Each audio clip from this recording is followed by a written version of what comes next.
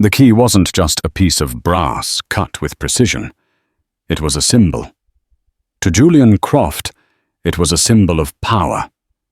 The key to his corner office, his kingdom in the sky. When he pressed that key into his mistress's palm, it was a secret promise, a key to the future he was building for them.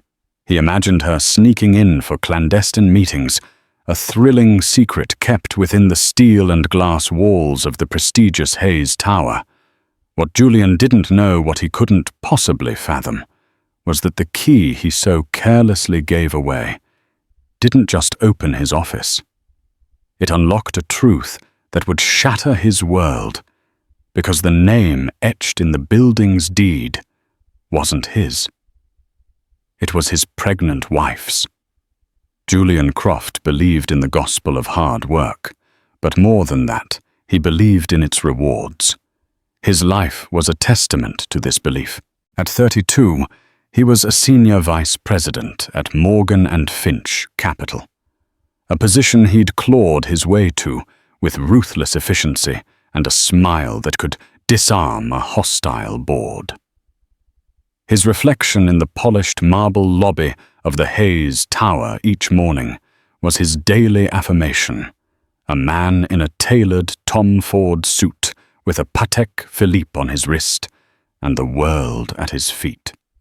The Hayes Tower wasn't just his office building, it was the epicenter of his ambition, a sleek, imposing monument of modern architecture that tore a hole in the Manhattan skyline. It represented everything he craved: status, wealth, and undeniable success. He felt a surge of pride every time he swiped his access card, a feeling of belonging among the city's elite. His home life was, in his estimation, just as perfect. He was married to Amelia Hayes. Sweet, gentle Amelia. He'd met her at a charity gala 3 years prior. She was a volunteer, unassuming in a simple but elegant dress, with a kindness in her eyes that felt like a sanctuary from his cutthroat world. He learned she was an orphan, raised by a guardian, and worked part-time at a local art gallery. He found her lack of ambition charming, a perfect counterbalance to his own. She was his peaceful harbor, the beautiful, supportive wife who managed their impeccable brownstone, prepared his meals, and admired his achievements without ever competing with them. Now she was 6 months pregnant with their first child, a son. Julian was ecstatic. A son to carry the Croft name, a legacy. He'd already started a trust fund. Another late night, honey. Amelia's voice, soft as cashmere, greeted him as he walked through the door one Tuesday evening. The aroma of rosemary and roasted chicken filled the air. He loosened his tie, dropping his briefcase by the door. Massive deal on the horizon, Ames, the kind that makes careers. You wouldn't understand the pressure. He meant it affectionately, but the condescension was a constant, subtle hum beneath his words. Amelia simply smiled, placing a hand on her swelling belly. Well, your son and I are proud of you. Just make sure you're taking care of yourself. He kissed her forehead, the gesture more habit than passion. Always. It's all for you two, you know. But recently, all for you two had begun to feel like a lie, even to him. The lie had a name: Isabella Rossi. Isabella was a new analyst on his team. She was everything Amelia wasn't: sharp-edged, ferociously ambitious, with a fire in her eyes that mirrored his own. She didn't look at him with gentle admiration. She looked at him with a hunger that he found intoxicating. Their conversations started with market analyses and earnings reports, but soon bled into late-night drinks under the guise of strategy sessions. Isabella understood his world. She spoke his language of leverage, of acquisitions, of killer instincts. She saw the version of Julian he wanted to be, not the husband Amelia saw. "You're wasted on them, Julian," Isabella had whispered to him last week, her fingers tracing the lapel of his jacket in a dark corner of a bar. "The partners at this firm are dinosaurs. You should be running your own fund. You have the vision." He'd felt a jolt, a dangerous thrill. No one had ever spoken to him like that. Amelia supported him, but Isabella challenged him. She ignited a part of him that his comfortable life had dulled. The affair started as most do, in a moment of weakness that felt like a moment of strength. A late night at the office, a shared bottle of expensive scotch, and a heated kiss against the cold glass of his office window. The city lights sprawling beneath them like a conquered kingdom. It was thrillingly reckless. He felt alive, reborn. The guilt was a dull ache, easily silenced by the roar of his ego. An ego Isabella stroked with expert precision. He started working later, his excuses becoming more elaborate. Amelia, trusting and preoccupied with the coming baby, seemed to notice nothing. Her innocence only made the deception easier. "I wish we had more time." Isabella sighed one evening, lying beside him in the sterile, impersonal room of a luxury hotel. "I hate having to sneak around." Julian, filled with post-coital confidence, felt a surge of possessiveness. He wanted to give her something, a token of their secret world. He thought of his office, his sanctuary in the Hayes Tower. It was their place, the place their affair had begun. It felt right. "I have an idea," he said, a slow, arrogant smile spreading across his face. "Something to make things a little easier, a little more ours." The following week, the weight of the freshly cut key in Julian's pocket felt like a tangible secret. It was a standard office key, but to him it was a declaration. He ran his thumb over its serrated edge. The cold metal, a stark contrast to the warmth of his plan. He was giving Isabella access not just to a room, but to his world, his power. It was an act of supreme confidence, the ultimate gesture of a man who believed he was in complete control of his universe. He'd arranged to meet her for lunch at a chic, discreet restaurant downtown. As he waited, he rehearsed the moment in his head. He saw it as a scene from a movie, the powerful executive entrusting his stunning, brilliant mistress with a key to his inner sanctum. It was romantic in a dangerous corporate raider sort of way. Isabella arrived a vision in a form-fitting crimson dress that turned heads. She slid into the booth opposite him, her dark eyes sparkling with a familiar mix of ambition and desire. "You've been looking pleased with yourself all morning," she said, her voice a low purr. "Did that deal finally close?" "Something like that," Julian replied, unable to contain his smile. He reached into his pocket. "I have something for you." He slid the key across the polished mahogany table. It came to a stop near her wine glass. Isabella looked down at it, then back up at him, a flicker of genuine surprise on her face. "Julian, what is this?"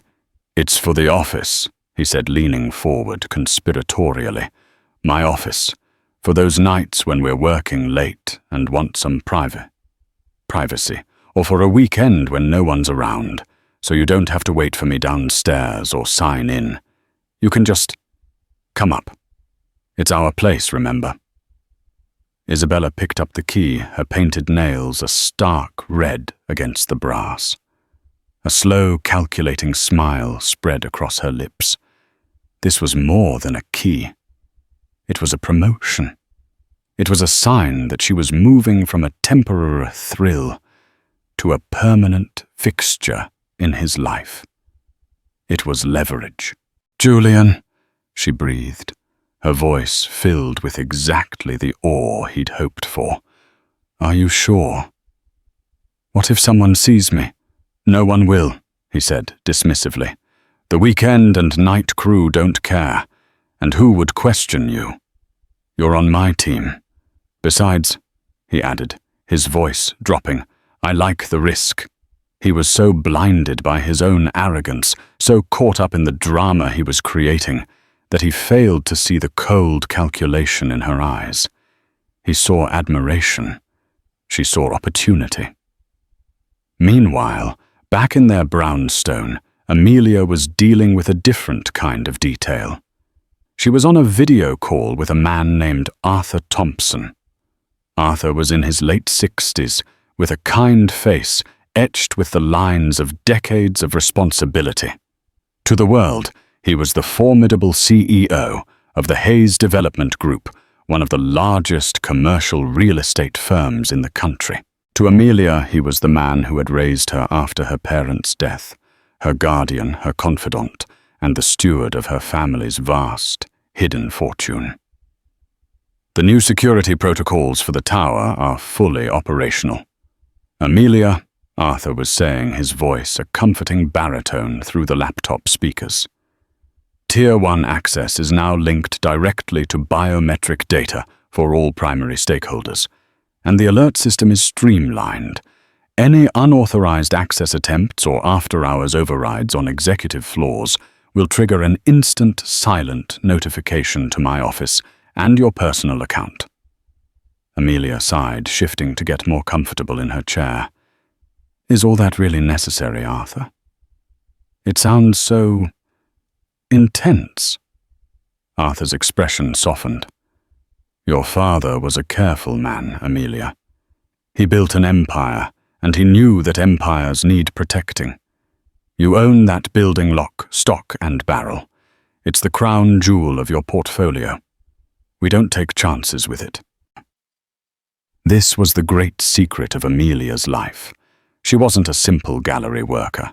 She was Amelia Hayes, the sole heir to the Hayes fortune. The Hayes Tower, where her husband proudly worked, was her building.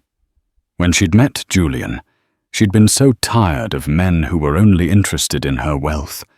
She wanted someone to love her, the quiet, art-loving woman she was at her core. Julian, with his fierce ambition and his apparent blindness to her background, seemed like the perfect man. He was building his own empire, he said. She loved that about him. She loved that he thought he was the provider, the one giving her a life of luxury. It had been their private romantic truth. She planned to tell him everything, of course. After the baby was born, it would be a new beginning for them all. I know, she said, smiling faintly. Thank you, Arthur, for everything, for always looking out for me. It's my honor, he replied. Now, have you told Julian yet about everything? Amelia shook her head, a familiar pang of guilt and apprehension surfacing. Not yet. The timing doesn't feel right. He's under so much pressure at work with this new deal. After the baby comes, then we'll have a whole new life to build together. With no secrets. Arthur nodded, though a shadow of concern crossed his face. He trusted Amelia's judgment, but he'd never been entirely convinced by Julian Croft. He found the man's ambition to be a little too sharp, his charm a little too polished, but he kept his reservations to himself for Amelia's sake. That Friday evening, Julian told Amelia he had to work late to finalize the deal. This is it, Ames. The final push. Don't wait up. He kissed her goodbye, the lie slipping off his tongue with practiced ease. Amelia, ever supportive, just smiled and wished him luck, her hand resting on her belly. Hours later, in his corner office on the 48th floor of the Hayes Tower, Julian wasn't closing a deal. He and Isabella were celebrating a fictional victory with a bottle of champagne he'd swiped from the company fridge. To us, Isabella said, raising her glass. And to new beginnings. To us, Julian echoed, clinking his glass against hers. Later, as they prepared to leave, Isabella held up the key he had given her. I'll let myself out. See you Monday, boss. The word boss was laced with a new intimate irony. Julian watched her go, a smug sense of satisfaction washing over him. He felt like the king of the world, standing in his castle, his beautiful mistress, holding the key. He had everything a man could want, and he was managing it all perfectly.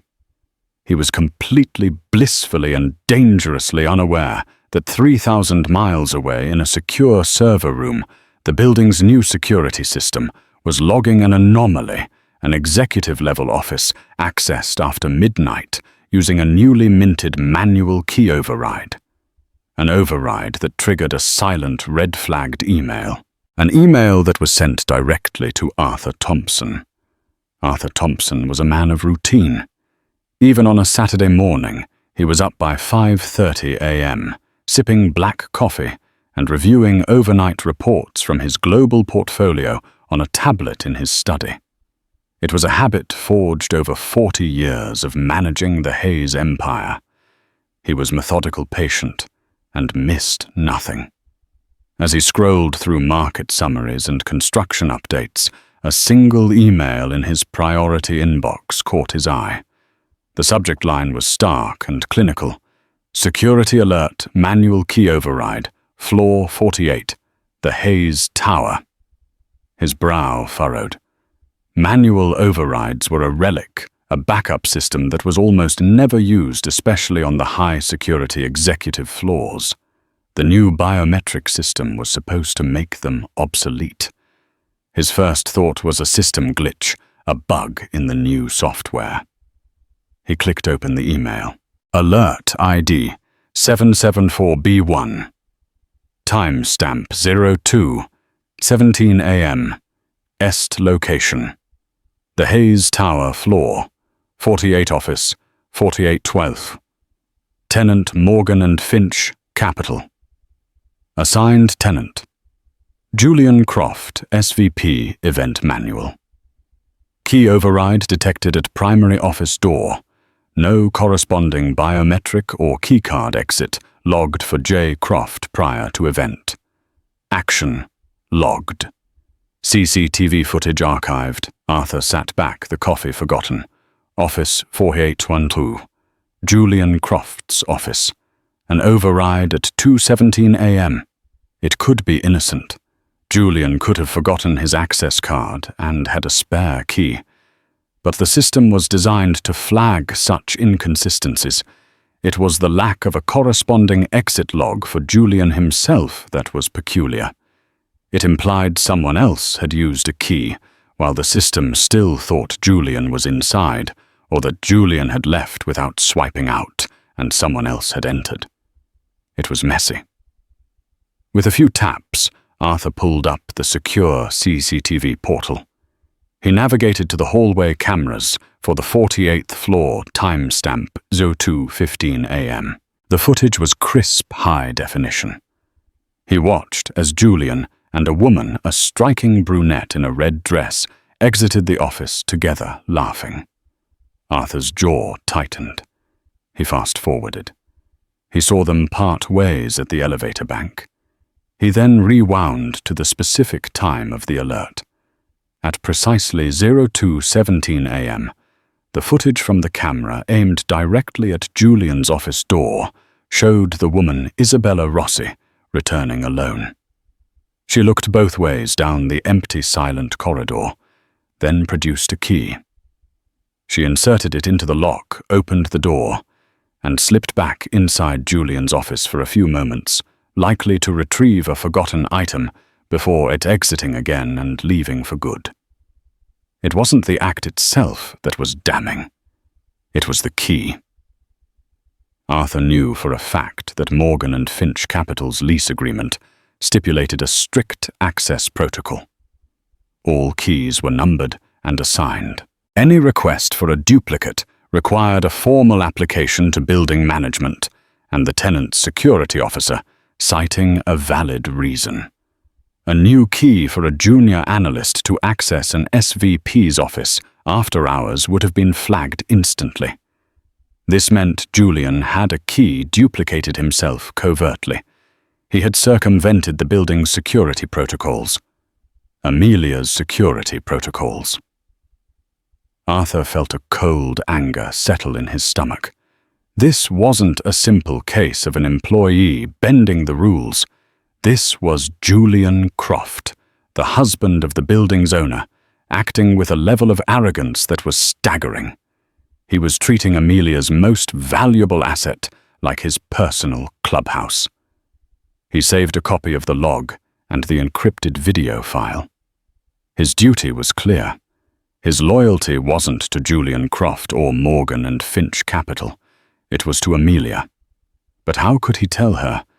She was pregnant, happy, and completely in love with a man who was at best a reckless fool and at worst a cheating liar.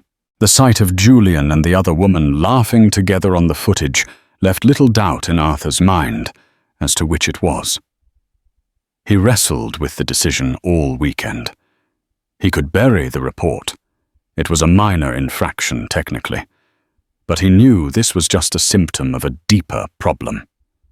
A man who was this careless with his professional life was likely just as flawless with his personal one. Protecting Amelia meant protecting her from the truth, but for how long deception like rot only grew in the dark. By Monday morning he knew what he had to do. He couldn't call her with this news. He couldn't send it in an email. This required delicacy.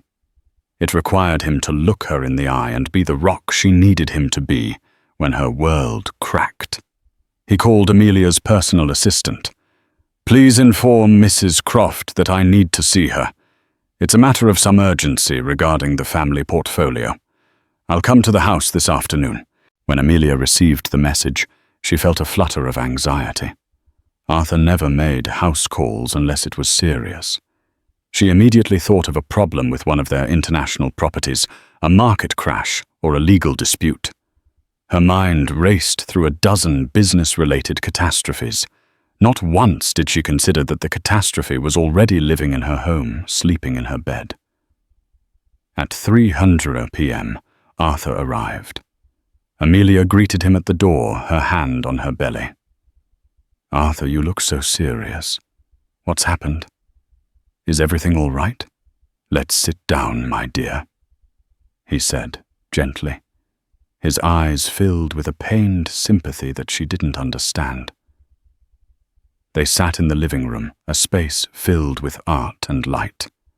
Arthur placed his tablet on the coffee table between them, but didn't turn it on.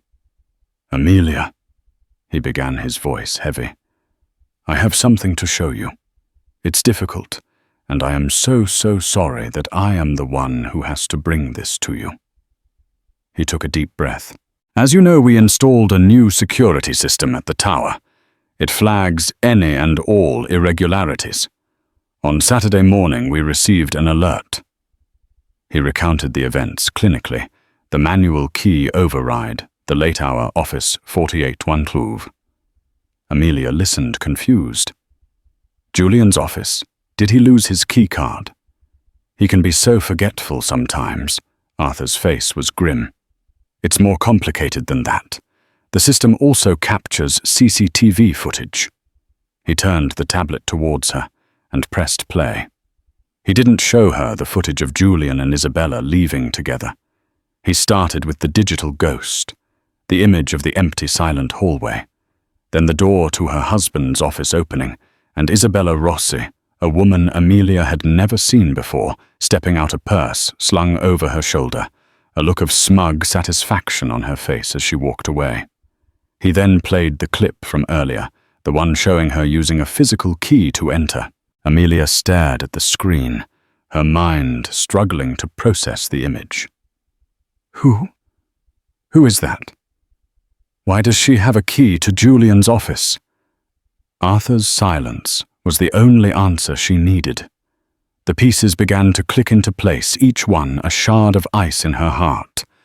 The late nights, the sudden business trips, the faint scent of unfamiliar perfume on his suit jacket that she'd dismissed as paranoia.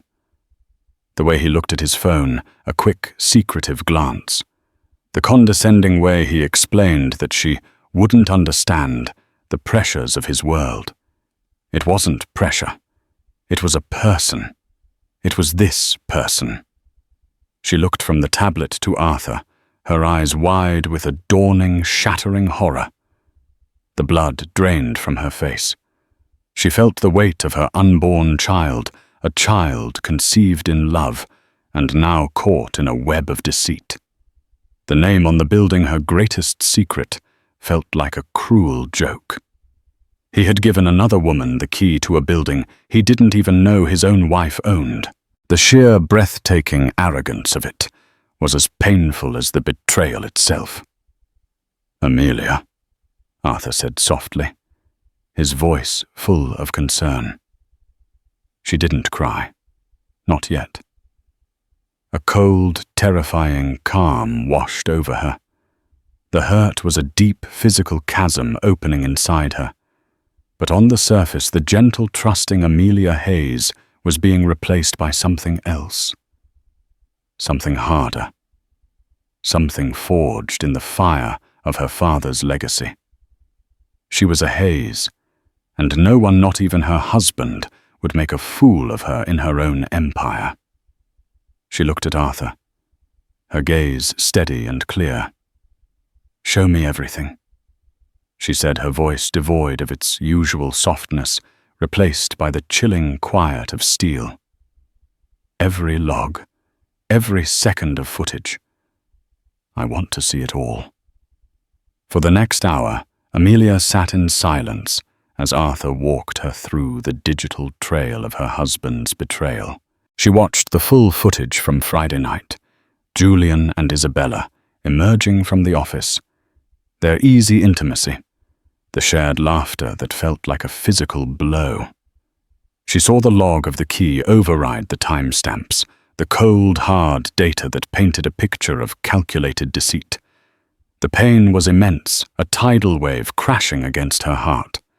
Every shared memory, every loving glance, every promise for the future was now tainted, recast in the harsh light of this new reality. The man she loved, the father of her child, was a stranger. Worse, he was a cliché, a cheating husband with a younger colleague. But the context of the betrayal elevated it from a mere personal tragedy to an act of monumental disrespect. He hadn't just cheated on her in a hotel. He had brought his affair into the heart of her family's legacy, the Hayes Tower, and used it as his personal playground. When Arthur was finished, Amelia finally looked up from the tablet. Her eyes were dry, but her face was a mask of grief and resolve. The initial shock had receded, replaced by a cold, quiet fury. This wasn't the fury of a scorned woman. It was the fury of a queen whose castle had been defiled. "He thinks I'm a fool," she whispered more to herself than to Arthur. "He thinks I'm this simple, naive girl who manages his home while he conquers the world. He has no idea whose world he's been living in." Arthur watched her, his expression a mixture of pity and pride. He saw the heartbroken young woman he'd raised, but he also saw the daughter of Robert Hayes, a man who had been brilliant, strategic, and utterly uncompromising when it came to his business and his family. "What do you want to do, Amelia?" he asked gently. "I can have building security, revoke his access immediately. We can have a legal team draft a notice to Morgan and Finch about the security breach. We can change the locks on this house. You have every option." Amelia stood up and walked to the large window overlooking their manicured garden. She placed a protective hand on her belly. The baby kicked a small, innocent life, unaware of the storm that had just broken. That kick solidified something within her. This was no longer just about her own broken heart.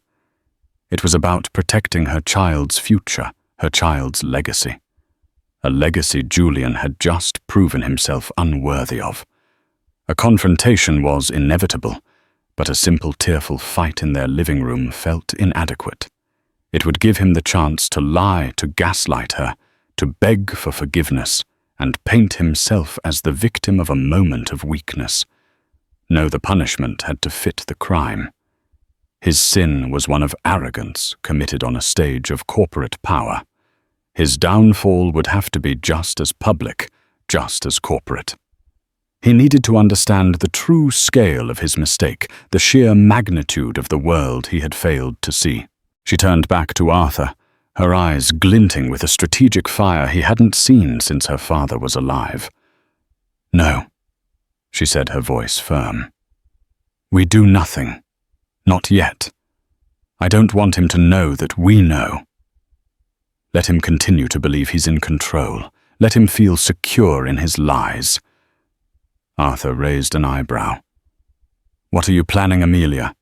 He's been boasting about a big deal, something that's supposed to make his career," she said, a bitter irony in her voice.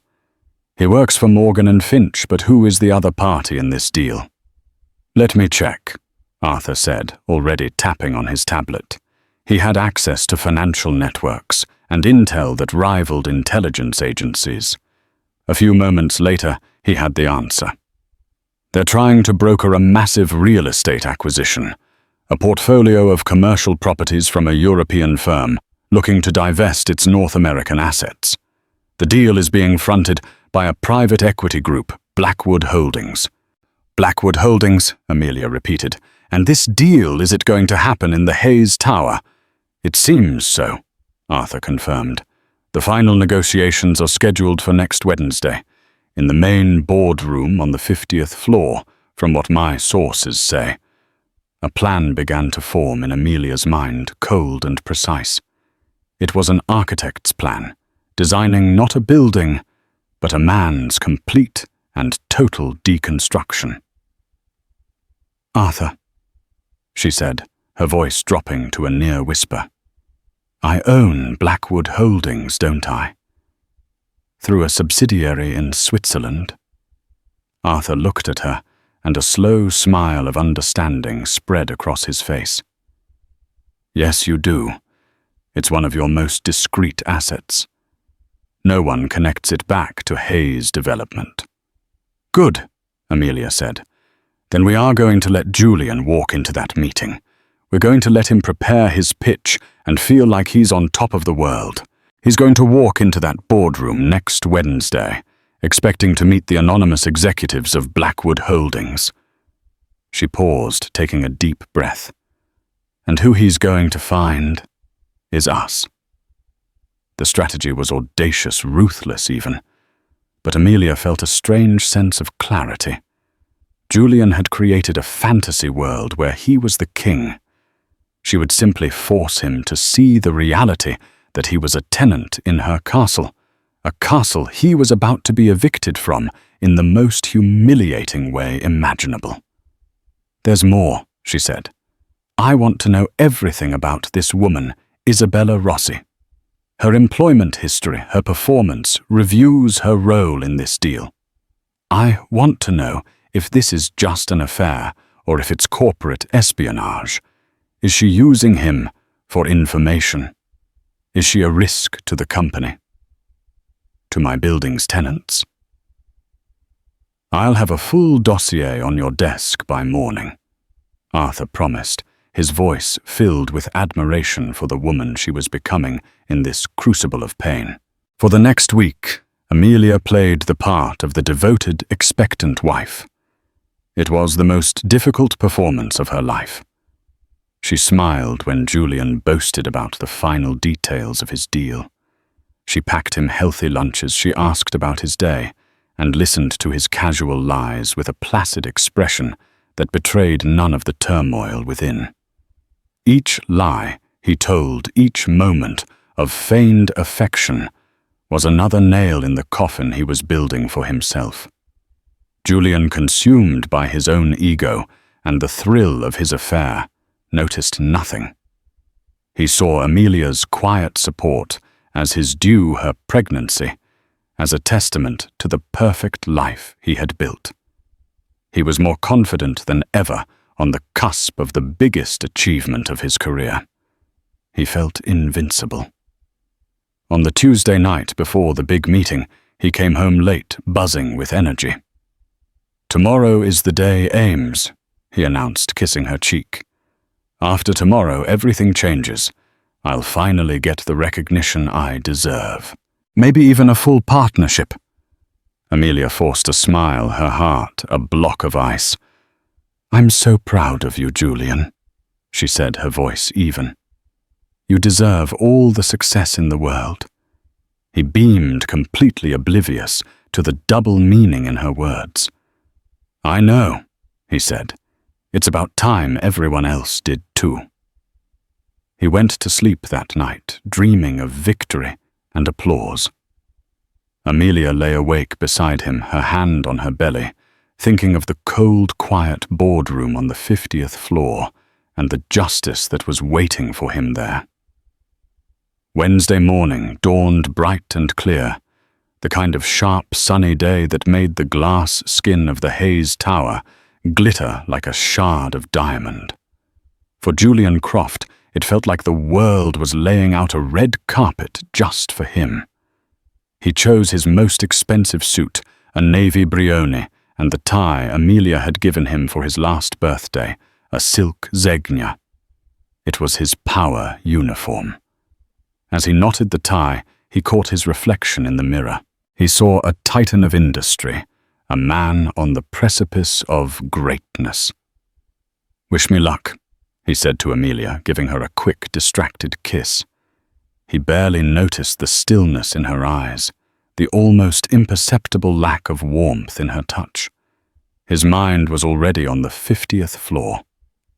"You won't need it," she replied, her voice eerily calm. "I have a feeling you're going to get exactly what's coming to you." He laughed, taking it as a vote of confidence. "That's the spirit I'll call you the second it's over. We'll celebrate tonight. The best restaurant in town. Nothing but the best for my family." He left without a backward glance. Amelia stood motionless in the hallway for a full minute after the door clicked shut. Then she walked calmly to her own car, a discreet but powerful sedan he never paid much attention to, and drove towards the city. She had her own meeting to attend. Julian arrived at the Hayes Tower, feeling like its conquering hero. He strode through the lobby, giving a curt nod to the security guards.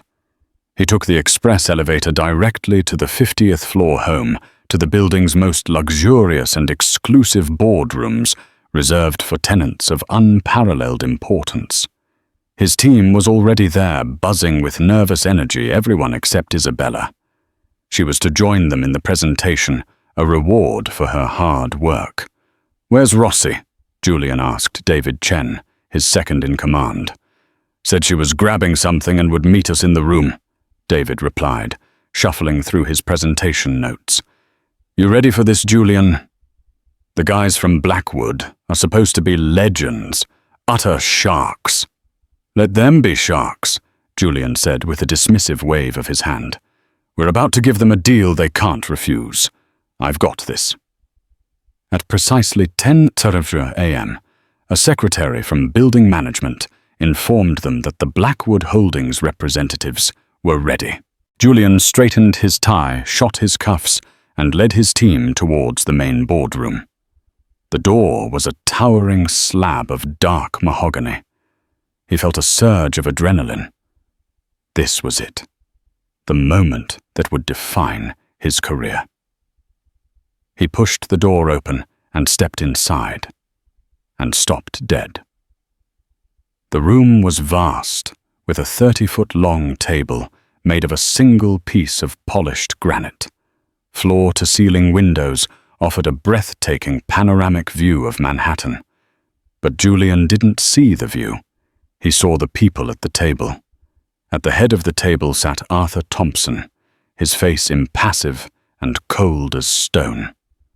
To his right sat two grim-faced lawyers, Julian recognized as being from one of the most feared corporate law firms in the city. And to Arthur's left, sitting with a posture of perfect regal calm, was his wife Amelia. She wasn't the soft, unassuming Amelia he had left at home that morning. She was wearing a bespoke maternity business dress in a deep navy blue that mirrored his own suit, her hair styled immaculately.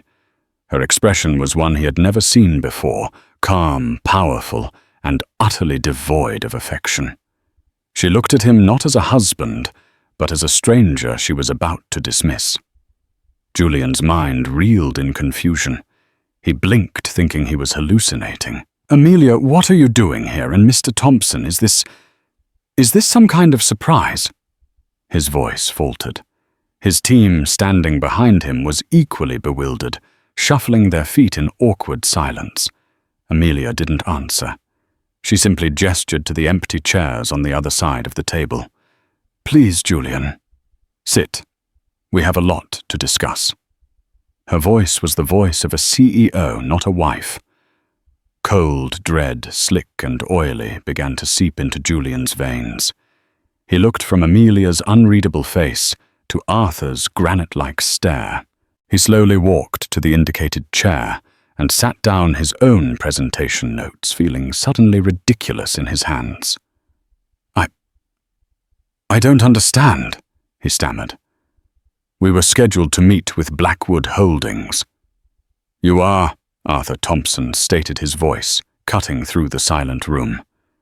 "You are meeting with the sole proprietor of Blackwood Holdings and the beneficial owner of this building, the Hayes Tower." He paused for effect, letting the words hang in the air. "Mrs. Amelia Hayes Croft." The name hung in the air, a grenade with the pin pulled. Julian's world tilted on its axis. The blood rushed from his head, and the panoramic view outside seemed to censor Amelia's culpa. Owned the Hayes Tower, owned Blackwood Holdings. It was impossible, it was a joke. He looked at her, searching for the punchline, for the gentle smile of his sweet, simple wife. All he found was the cool, appraising gaze of an owner, a proprietor, a woman who held his entire world in the palm of her hand.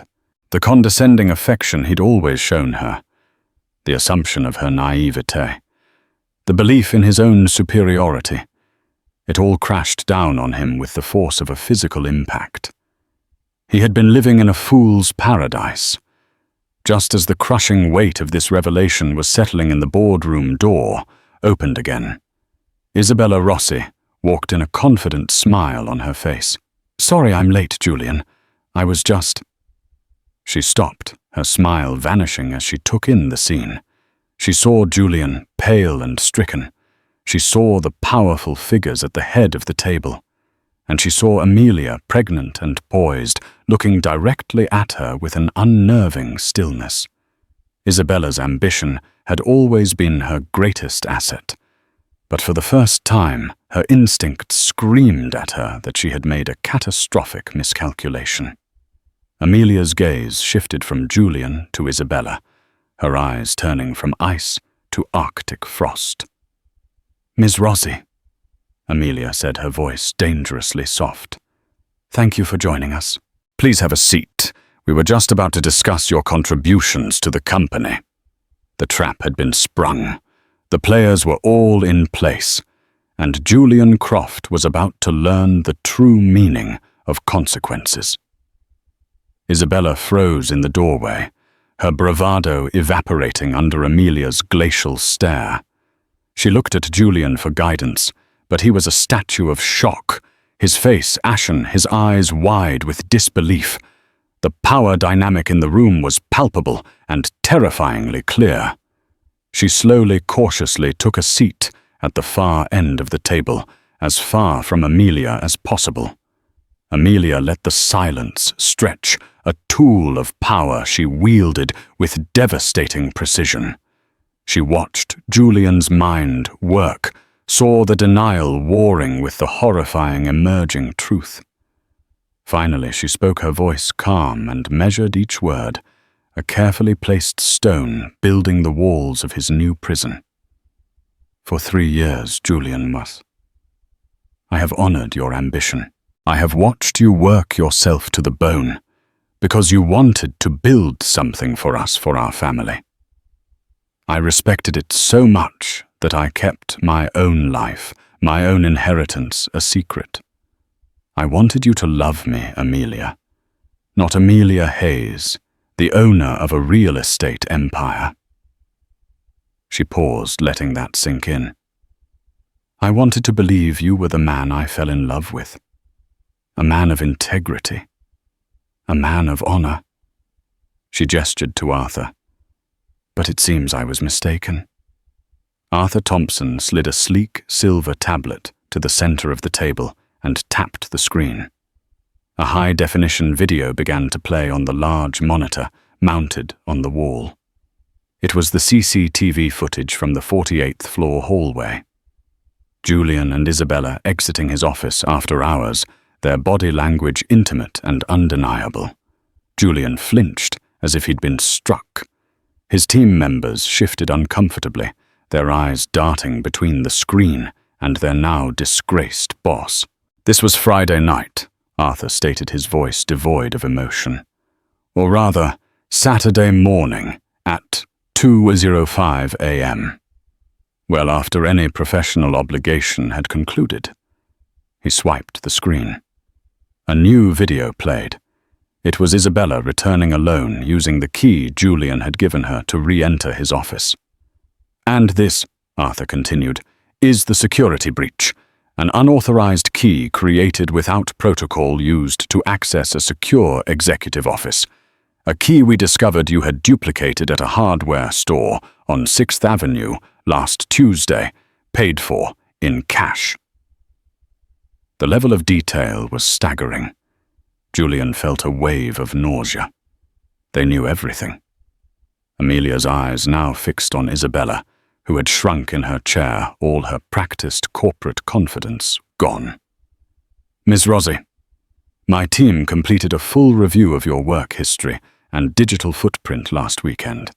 It was illuminating.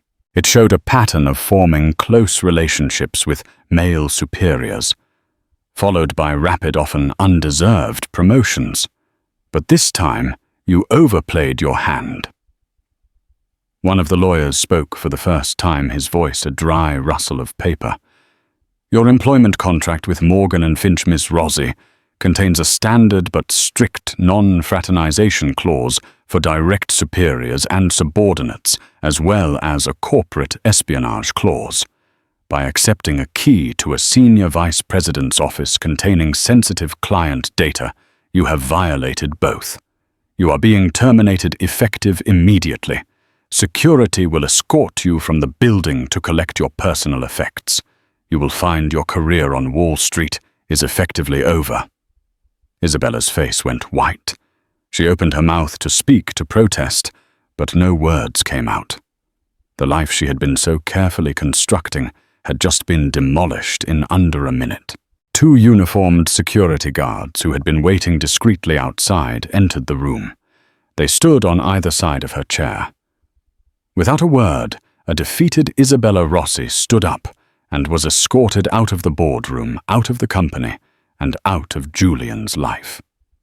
Julian watched her go, but his focus was entirely on Amelia. The affair felt like a distant, stupid mistake now. The real cataclysm was the woman sitting across from him, a woman he thought he knew, who was now a complete and terrifying stranger. Amelia, please. He finally choked out the words, tasting like ash. I can explain. It was a mistake. A terrible, meaningless mistake. It meant nothing. I love you. Amelia let out a short, sharp sound that was devoid of humor. Love, don't you dare use that word in this room. You didn't just have an affair, Julian. You disrespected me in the most profound way possible. You used my home, my legacy as the backdrop for your sordid little drama. You patronized me.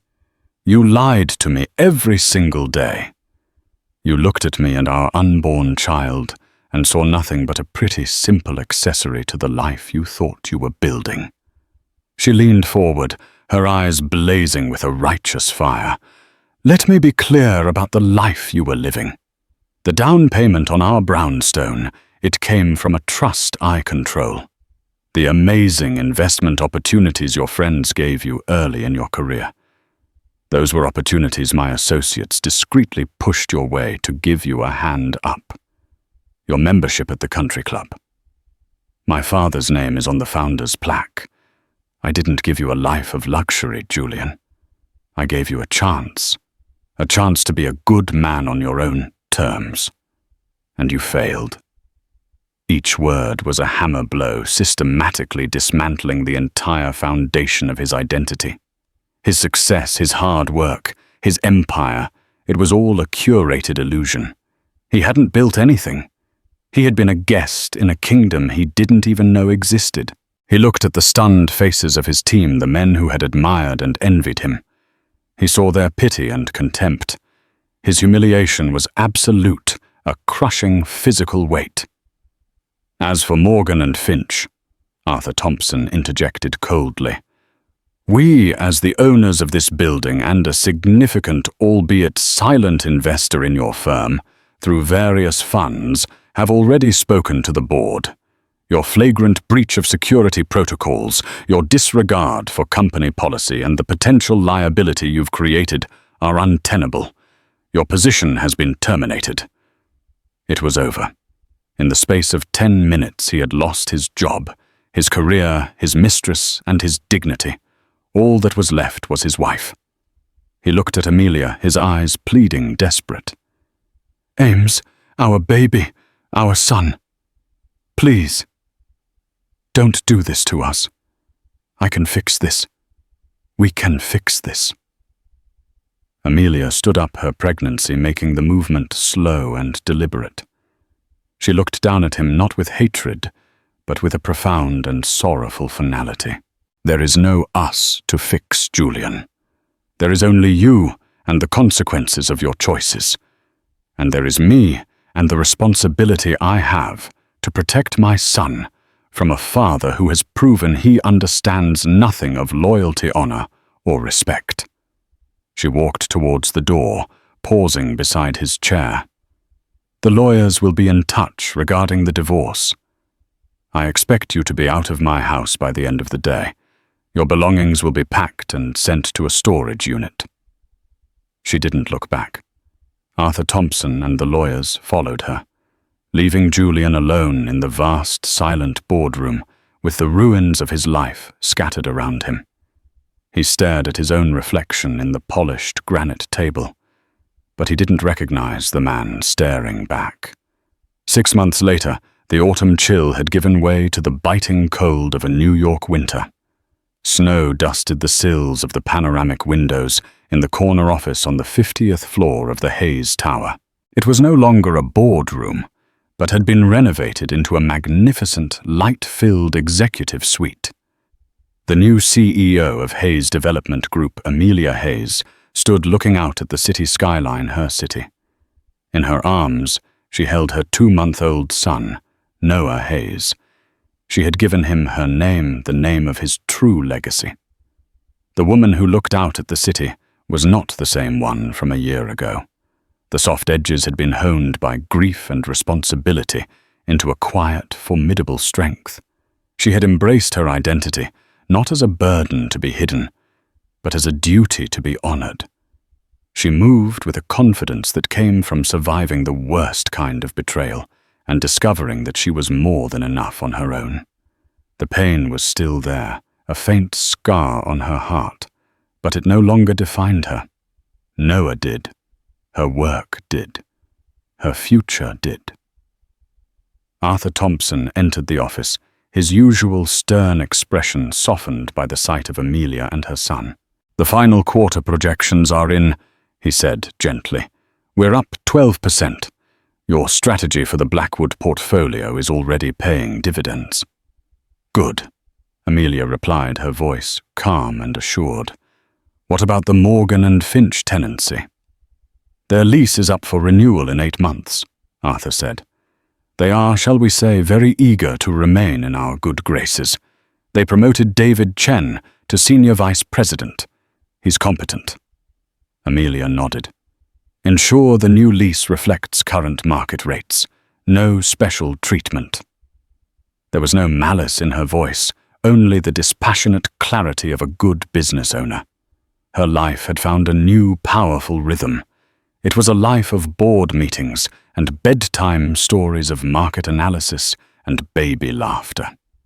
She was proving to be a natural leader, possessing her father's strategic mind, but with a compassion and modern perspective that was all her own. Across town, in a small, nondescript apartment in Queens, Julian Croft was trying to piece together a life. The word had spread quickly through the tight-knit world of New York finance. He was radioactive. No major firm would touch him. The story of his public humiliation in the Hayes Tower had become a cautionary tale whispered over expensive lunches. He had eventually found a low-level analyst job at a small, struggling firm in New Jersey, the kind of place he would have sneered at a year ago. His tailored suits were replaced by off-the-rack substitutes. The Patek Philippe was long gone, sold to cover legal fees and rent. He took the subway to work every day, just another face in the anonymous crowd. The loss of wealth and status was crushing, but what haunted him most was the loss of his family. He had received a single formal photograph of his son, Noah, from Amelia's lawyers. He kept it on his nightstand. The baby had his eyes. The pain of that knowledge was a constant, dull ache. He had lost the right to be a father before he even had a chance to be one. He finally understood what he had thrown away. It wasn't just the money or the lifestyle. It was Amelia. Her quiet strength, her unwavering belief in him, her love that he had been too arrogant and too stupid to see for what it was, a gift, not a given. He had been handed a kingdom, and in his blindness had chosen to play games in the stables with a court jester. The key he so smugly gave to Isabella wasn't a key to power. It was the key that had unlocked his own self-destruction. One evening as he rode the train home, he looked out the window at the Manhattan skyline. In the distance, the Hayes Tower stood tall and defiant, its lights glittering against the twilight sky. He imagined Amelia up there in her rightful place, looking out over the world with their son in her arms. She was at the top where she belonged, and he was down here in the darkness, looking up at everything he had lost. It wasn't a punishment. It was, he finally realized, simply the natural order of things reasserting itself. The story of Julian and Amelia is a powerful and raw reminder of the nature of consequences. It shows us that true strength isn't about the power you project, but the integrity you possess. Julian's arrogance and deceit built a house of cards that was destined to collapse, while Amelia, in the face of devastating betrayal, found a deeper strength she never knew she had. She didn't just reclaim her power. She defined it on her own terms for herself and for her child. Their story teaches us that secrets can be corrosive, and the truth, no matter how painful, is always the foundation for a new beginning. If this story resonated with you, and if you believe in the power of storytelling to reveal the complexities of life, please consider giving this video a like and sharing it with someone who might appreciate it. And don't forget to subscribe to our channel and hit the notification bell. We bring you compelling real-life dramas every week that explore the choices that make us and break us. Thank you for listening.